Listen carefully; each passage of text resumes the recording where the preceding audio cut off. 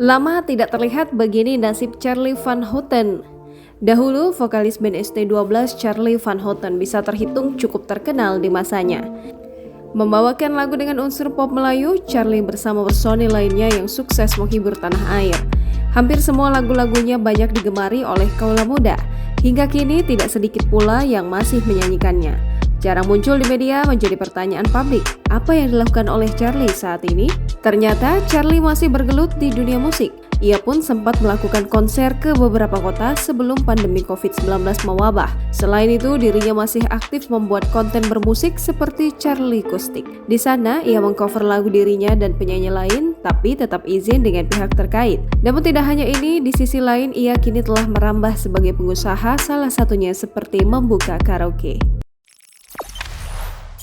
Jangan lupa subscribe, share, komen, dan like ya!